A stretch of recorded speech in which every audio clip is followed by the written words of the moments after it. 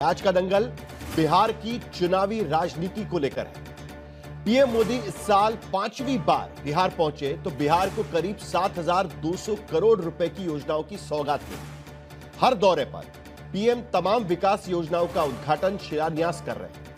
हर दौरे में एनडीए की चुनावी रणनीति के संकेत भी दे रहे हैं। और आज की रैली में पीएम मोदी ने रोजगार, पिछड़ा वर्ग और विकास के मुद्दे पर तो बोला है ही, लेकिन जंगल राज शब्द का इस्तेमाल नहीं किया है।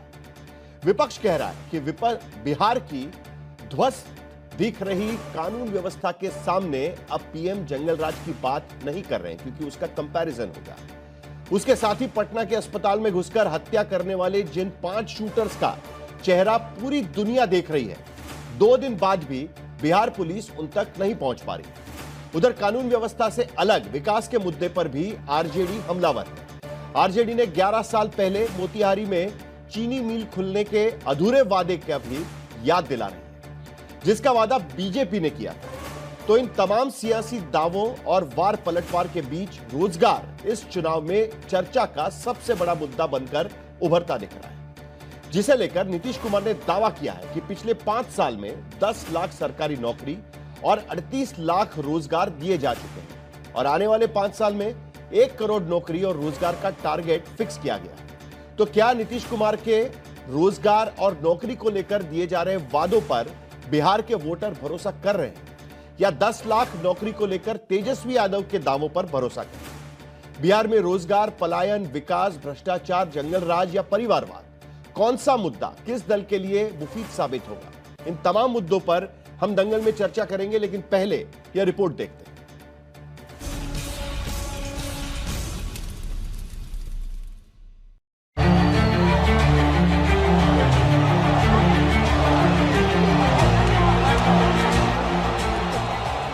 चुनावी साल के 7 महीनों में 5वीं बार और 1.5 महीने में तीसरी बार और 1 महीने में दूसरी बार पीएम मोदी बिहार पहुंचे तो एक तरफ हजारों करोड़ की विकास योजनाओं की सौगात थी, तो दूसरी ओर लालटेन पंजे पर सियासी आघात। बिहार का संकल्प अटल, एनडीए के साथ हर पल। हमारा संकल्प है समृद्ध बिहार, हर युवा को रोजगार। बनाएंगे नया बिहार, फिर एक बार एनडीए सरकार। बिहार में पीएम मोदी के ये वो नारे थे जो उनके भाषण में बीजेपी की चुनावी रणनीति और विपक्ष पर हमले की नीति के संकेत दे रहे थे। विकास योजनाओं के उद्घाटन शिलान्यास से लेकर सियासत की बात तक पीएम मोदी के भाषणों के अंदर कुल 3 बड़ी बातें थीं, जिसमें एक तरफ पीएम मोदी लालटेन युग बनाम नई रोशनी का जिक्र कर रहे थे, दूसरी तरफ रोजगार की बात कर रहे थे और तीसरी तरफ हर क्षेत्र में पिछड़े यानी ओबीसी वोट बैंक को संबोधित कर रहे थे। समृद्ध बिहार, हर युवा को रोजगार। बिहार के नौजवानों को बिहार में ही रोजगार के ज्यादा से ज्यादा मौके मिले, इसके लिए बीते वर्षों में यहां तेजी से काम हुआ है। नीतीश जी की सरकार ने यहां लाखों युवाओं को पूरी पारदर्शिता के साथ सरकार में नियुक्ति भी दी है। नीतीश जी ने अभी बिहार के नौजवानों को रोजगार के लिए भी नए निश्चय भी लिए हैं। 2025-30 के बीच बिहार में 1 करोड़ युवाओं को रोजगार दिया जाएगा। इसमें सरकारी नौकरी, निजी क्षेत्रों में नौकरी, औद्योगिक क्षेत्र में नौकरी भी दी जाएगी। इसके लिए श्रम विभाग के प्रस्ताव पर प्रमुख विकास आयुक्त की अध्यक्षता में 12 सदस्यों की कमेटी बनाई गई है, जो रोजगार के अवसर तलाशेगी। रविवार को नीतीश कुमार ने सोशल मीडिया पर ऐलान किया था कि बीते 5 साल के टारगेट को दोगुना करके इस बार 1 करोड़ रोजगार दिया जाएगा। नीतीश का दावा है कि पिछले 5 साल में 10 लाख सरकारी नौकरियों समेत 39 लाख नौकरियां दी जा चुकी हैं। हालांकि उन 10 लाख नौकरियों का श्रेय तेजस्वी यादव अक्सर लेने की कोशिश करते नजर आते हैं, लेकिन पीएम मोदी ने लालू राज की राजनीति की मिसाल देते हुए आरोप लगाया कि तब तो गरीबों से रोजगार के बदले जमीनें लिखवा ली जाती थी। आरजेडी के वो लोग आपको कभी रोजगार नहीं दे सकते। जो लोग रोजगार देने के नाम पर आपकी जमीनें अपने नाम लिखवा लेते हैं, आप याद रखिए, एक और लालटेन का दौर वाला बिहार था, एक और ये नई उम्मीदों की रोशनी वाला बिहार है। हालांकि इस बार के दौरे में पीएम मोदी ने लालू परिवार पर ज्यादा प्रहार नहीं किए, लेकिन आरजेडी और कांग्रेस ने पीएम के बिहार दौरे को लेकर आक्रामक प्रतिक्रिया दी थी और किसी वस्तु को जमीन की ओर खींचने के पीछे नौकरी नहीं बल्कि गुरुत्वाकर्षण के बल का वैज्ञानिक कारण बताते हुए पीएम मोदी के बिहार दौरे में चुनावाकर्षण बल का जिक्र किया था। मोतिहारी के दौरे में पीएम मोदी ने पिछड़े यानी ओबीसी ईबीसी वोटर्स के लिए बीजेपी के संकल्प और राजनीति की नीति का फलसफा भी सामने रखा है। पीएम ने कहा कि किसी भी क्षेत्र का पिछड़ा एनडीए के लिए प्राथमिकता है। ये सरकार का तो मिशन ही है, हर पिछड़े को प्राथमिकता, हर पिछड़े को प्राथमिकता, चाहे पिछड़ा क्षेत्र हो या पिछड़ा वर्ग हो, हमारी सरकार की वो पहली प्राथमिकता है। बिहार में 27% पिछड़ा वर्ग और 36% अत्यंत पिछड़े वर्ग यानी कुल 63% की आबादी का असर है कि हर दल की चुनावी राजनीति इसी के इर्द गिर्द घूम रही है, जबकि मौजूदा विधानसभा में 63% के वर्ग का प्रतिनिधित्व करने वाले 33% विधायक ही हैं। प्रधानमंत्री मोदी एक बार फिर बिहार में फरवरी से लेकर अब तक लगातार 5वीं बार करीब हर महीने प्रधानमंत्री बिहार की विजिट कर रहे हैं और हर बार नई योजनाओं की घोषणा भी हो रही है, लेकिन इस बार रोजगार पर कुछ ज्यादा ही फोकस था। जंगल राज का जरा भी जिक्र नहीं था। क्यों ऐसा नहीं था और क्यों रोजगार पर फोकस किया जा रहा है इस बार, इस सारे मुद्दों पर हम चर्चा करेंगे। हमारे साथ में तमाम मेहमान जुड़ चुके हैं। तुहिन सिन्हा प्रवक्ता भारतीय जनता पार्टी के इस चर्चा में शामिल होंगे। अभय दुबे कांग्रेस के प्रवक्ता भी कांग्रेस की भूमिका इस पर रखेंगे। जितेंद्र कुमार जनता दल यूनाइटेड के प्रवक्ता अपनी सरकार की 20 साल की कामगिरी पर अपनी बात करेंगे। प्रोफेसर सुबोध मेहता आरजेडी के प्रवक्ता भूमिका रखेंगे आरजेडी की, क्योंकि आरजेडी बार बार कह रही है कि चुनाव नजदीक आ रहे हैं, इसके लिए इस तरीके की योजनाओं की घोषणा की जा रही है। आशुतोष पॉलिटिकल एनालिस्ट भी इस चर्चा में शामिल होंगे। 3 सवालों के साथ हम इस चर्चा की शुरुआत करेंगे, क्योंकि प्रधानमंत्री के आज के भाषण में इन 3 मुद्दों पर ज्यादा फोकस नजर आया है। पहला सवाल, क्या बिहार में अब की बार रोजगार ही सबसे बड़ा चुनावी मुद्दा बनेगा? क्योंकि पिछली बार जिस तरीके से तेजस्वी यादव इस मुद्दे को लेकर प्रचार कर रहे थे, उसका असर आरजेडी को पड़े वोटों पर नजर आया। दूसरा सवाल, क्या नीतीश कुमार बेकाबू अपराध के मुद्दे को लेकर बैकफुट पर है? क्योंकि अब तक जंगल राज की याद दिलाने वाली बीजेपी इस बार जंगल राज का मुद्दा क्यों नहीं उठा रही है? इसी को लेकर यह सवाल होता है कि नीतीश कुमार क्या बैकफुट पर है इस मुद्दे को लेकर। और सबसे बड़ा सवाल, 63% पिछड़ी आबादी विकास के मुद्दे पर वोट करेगी या जाति आरक्षण के मुद्दे पर? क्योंकि अब सरकार जिस तरीके से घोषणा कर चुकी है कि इस बार का सेंसस जाति सेंसस भी होगा, तो क्या जाति आरक्षण के मुद्दे पर इस बार वोट होगा बिहार में या विकास के मुद्दे पर वोट होगा? जिस तरीके से अलग अलग परियोजनाओं की घोषणा बिहार में पिछले कुछ महीनों से की जा रही है।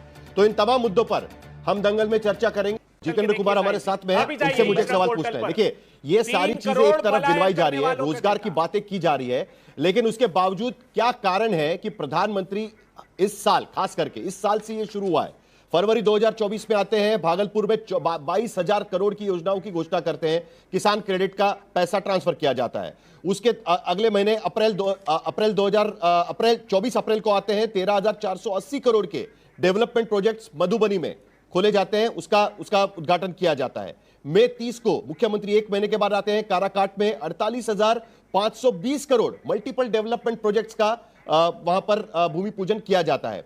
उसके बाद पटना आते हैं अगले महीने 29,930 करोड़ के थर्मल प्रोजेक्ट का, औरंगाबाद के प्रोजेक्ट का वहां पर उसका उद्घाटन करने की किया जाता है। 1200 करोड़ और 1410 करोड़ के एयरपोर्ट पर खर्चा सेंट्रल गवर्नमेंट की तरफ से, उसकी भी बात की जाती है। उसके बाद सिवान में आते हैं 20 जून को 5200 करोड़ रेल प्रोजेक्ट और 7200 करोड़ अभी मोतिहारी में रोड, रेलवे और पीएमएवाई की योजनाएं। अगर सब कुछ ठीक है, बिहार बढ़ रहा है, प्रगति हो रही है, तो एक ही साल में एक के बाद मैं बजट में जो आवंटन किया गया उसकी बात ही नहीं कर रहा हूं, मखाना बोर्ड, बाकी कोसी की योजनाएं, उसकी बात ही नहीं कर रहा हूं, लेकिन एक ही साल में प्रधानमंत्री आते हैं और एक के बाद एक घोषणाएं, बड़ी बड़ी योजनाएं, 1 लाख करोड़ के ऊपर तो योजनाएं चली गई इसमें। जितेंद्र कुमार। साहिल जी, पहली बार बिहार में डबल इंजन की सरकार चल रही है, बिहार में और देश में, और बिहार का विकास की रफ्तार जो है, जो गंगा बह रही है विकास के रफ्तार की गंगा, यह विपक्ष वालों को पच नहीं रहा है। अभी बिहार में कई घोषणाएं हुई है आदरणीय प्रधानमंत्री मोदी जी के द्वारा, और माननीय मुख्यमंत्री जी उन घोषणाओं को मूर्त रूप देने में लगे हुए हैं। बिहार में देखेंगे कि हर सेक्टर में विकास हुआ है, और केंद्र सरकार हो या राज्य सरकार हो, इन सभी ने समझा है इस बात को कि बिना बिहार के विकास के पूर्वोत्तर भारत के विकास की संकल्पना हम लोग नहीं कर सकते हैं। तो अभी बिहार में देखिए, माननीय मुख्यमंत्री जी 125 यूनिट बिजली की घोषणा किया है कि हम फ्री में देंगे। 400 जो सामाजिक सुरक्षा की स्कीम थी उसके अंतर्गत 400 रुपये मिलते थे बुजुर्गों को, वो बढ़ाकर 3 गुना से भी ज्यादा कर दिया गया है, 1100 कर दिया गया है। और हमने 1 करोड़ रोजगार का लक्ष्य रखा है। तो यह लक्ष्य हम लोगों ने पहली बार नहीं रखा है। 2005 से लेकर 2020 तक भी हम लोगों ने 8 लाख प्लस रोजगार दिया है, और 2020 से 25 के बीच में 12 लाख रोजगार और 12 लाख सरकारी नौकरी और 38 लाख रोजगार दोनों को मिला देंगे तो 50 लाख रोजगार के अवसर सृजित कर यहाँ के योग्य युवक युवतियों को हम लोगों ने रोजगार दिया है। बिहार सरकार ने, सबसे बड़ी बात यह है जितेंद्र कि कुमार हम लोगों ने रोजगार दिया है लेकिन जमीन नहीं लिखवाई है। जितेंद्र कुमार जी, साहिल जी, जितेंद्र कुमार जी, जरा एक सेकंड, मुझे आपसे पूछना है, क्योंकि कैबिनेट ने यह वादा किया है 1 करोड़ रोजगार अगले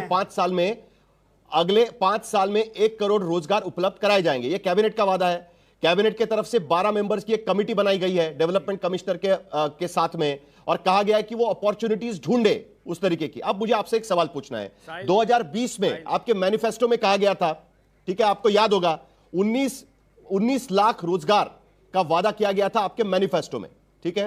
अब आरिफ मोहम्मद खान जो गवर्नर है बिहार के, उनका स्टेटमेंट है, कब का स्टेटमेंट है, फरवरी 2025 का स्टेटमेंट है, और उस स्टेटमेंट पे वो कहते हैं कि 9.35 लाख रोजगार सिर्फ बिहार में बन चुके हैं।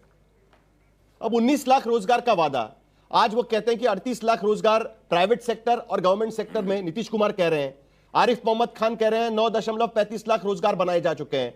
आपका मैनिफेस्टो कहता है 19 लाख रोजगार हम देंगे। अब किसकी बात सुने? मैं आंकड़ों में उलझ गया हूं पूरी तरीके से। किसकी बात सुने हम? कैसे 1 करोड़ रोजगार लेके आएंगे? हम लोगों ने जो जरा उसका भी रोड मैप बता दीजिए जितेंद्र जी। साहिल जी, हम